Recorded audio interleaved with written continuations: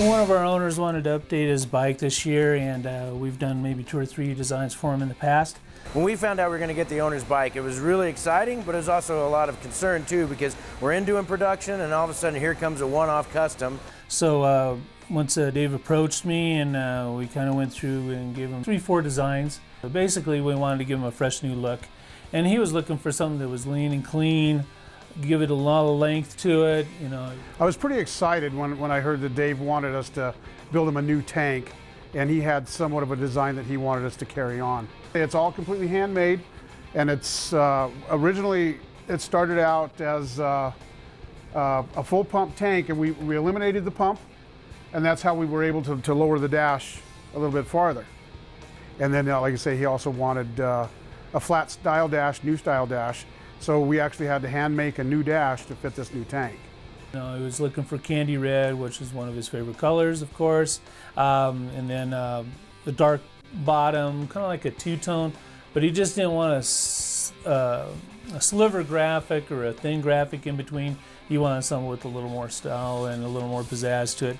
After talking with the art director, we decide what kind of stripes we want, the thickness of the stripes, the colors of the stripes. On Dave's bike, we had 3 different stripes, all tied together very, very tight. In fact, the stripes were 1/16 of an inch, and that was the whole bike throughout. And it's kind of rare. Usually they're not that thin, but on this one, that's what it called for, and it came out really nice. Dave's bike was across the street getting painted, so David talked about building the motor. You know, I was really excited about it because I kind of had a feeling that he was just going to let me do whatever I wanted. So I told him what kind of bike I wanted to build him, and he said, "You gonna be rideable?" And I said, "Yeah, getting after it, it'll be rideable, it'll be a good time." And he said, "Well, do it." So the first thing we did was sent the heads out to get poured and polished, and bigger valves and everything like that.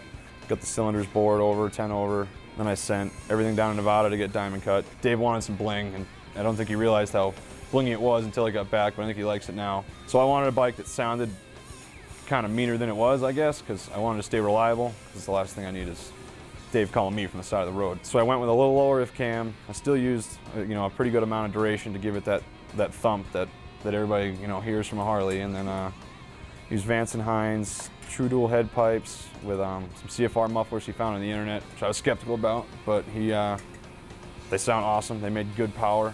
Ended up changing out the intake valves, 212 intakes, beehive springs, so we could run just a lot easier on a whole drivetrain. When you run a lower lift like that, you don't need to run dual springs because it just kind of beats everything up, So it's a light running motor. I mean, the springs are light, the beehives, they're dual rate.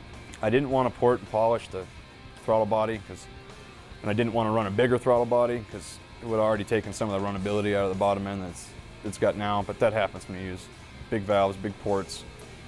Things suffer a little bit in the bottom, so I kept that stock size so we could still get some runnability out of it. But at the end of the day, it came out with 124 foot-pounds of torque and 114 horse.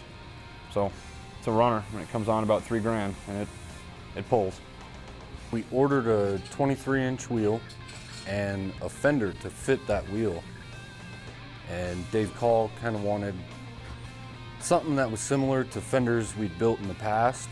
So he came in, we drew it out on the fender, on the bike, and we just cut it out a little bit at a time to get it just perfect for him.